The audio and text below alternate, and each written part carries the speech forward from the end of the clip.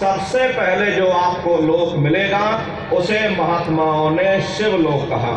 शिवलोक वो तमो उस लोक में विराजमान है। शिव जी का दर्शन करने के बाद फिर जब आप ऊपर चढ़ोगे उसी के ऊपर ब्रह्मा जी का लोक आएगा। ब्रह्मा जी का लोक वो रजोगुणी स्थान है। वहां के मालिक ब्रह्मा जी हैं। वो गायत्री, सावित्री और सरस्वती के साथ उस लोक में विराजमान है। ब्रह्मा जी का दर्शन करने के बाद फिर घंटे शंख की आवाज को पकड़ करके फिर जब आप ऊपर चढ़ोगे उसी के ऊपर विष्णु लोक आएगा। घंटे शंख की आवाज को पकड़ करके रखना पड़ता है। यदि आपने शब्द को छोड़ दिया तो सेकंड भर आपको नहीं लगेगा, धड़ाम से आप अपने शरीर में वापस लौट आओगे, इन बाहरी आंखों को खोल दोगे। इसीलिए शब्द को पकड़ करके रखना पड़ता है। तो ब्रह्मा जी का दर्शन करने के बाद फिर जब आप ऊपर चढ़ोगे उसी के ऊपर विष्णु लोक आएगा। विष्णु लोक वो सतोगुणी स्थान है। वहां के मालिक विष्णु जी हैं। उनका बड़ा मनमोहक स्वरूप है। उनकी 4 भुजाएं हैं और चारों भुजाओं में शंख, गदा, पद्म और चक्र सुशोभित हैं। और आप क्षीर सागर में लक्ष्मी जी के साथ विराजमान हैं।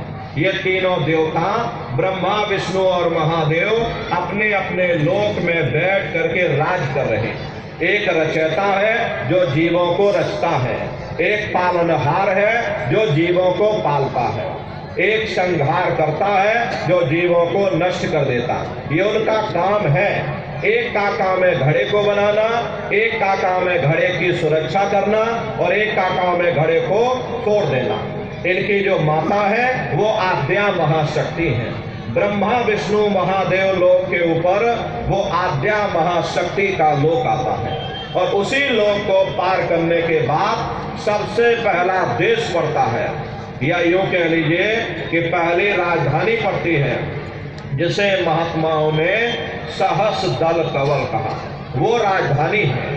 ये ब्रह्मा, विष्णु, महादेव के जो लोक है उस राजधानी के अंतर्गत आने वाले जिले हैं।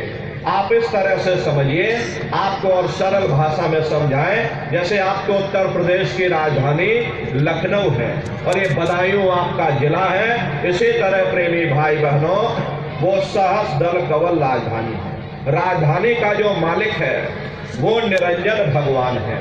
ये ब्रह्मा, विष्णु, महादेव ये निरंजन भगवान के ही पुत्र हैं। और ये आद्या महाशक्ति ये निरंजन भगवान की अर्धांगिनी है। और निरंजन भगवान स्वयं तीनों लोकों के मालिक हैं। इन्हीं को त्रिलोकी नाथ कहा गया। ये वही निरंजन भगवान हैं जिन्होंने तपस्या करके वरदान के रूप में जीवात्माओं का छोटा सा भंडार मांग लिया और कर्मों का विधान बना करके जीवात्माओं को यहाँ पर फंसा दिया। ये वही निरंजन भगवान हैं। इन्हीं को दुनिया त्रिलोकी नाथ कहती है। हिंदू इन्हीं को परमात्मा कहते हैं, मुसलमान इन्हीं को खुदा कहते हैं, ईसाई इन्हीं को गॉड कहते हैं।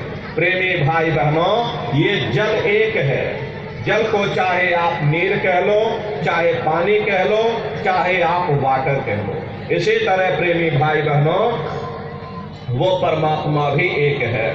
हम लोग लफ्जों के झगड़े में उलझे हुए। घंटे और शंख की आवाज जो हर इंसान के अंदर गूंज रही वो आवाज उन्हीं के मुखार बिंद से हो रही। निरंजन भगवान का जो स्वरूप है वो ज्योतिष स्वरूप है।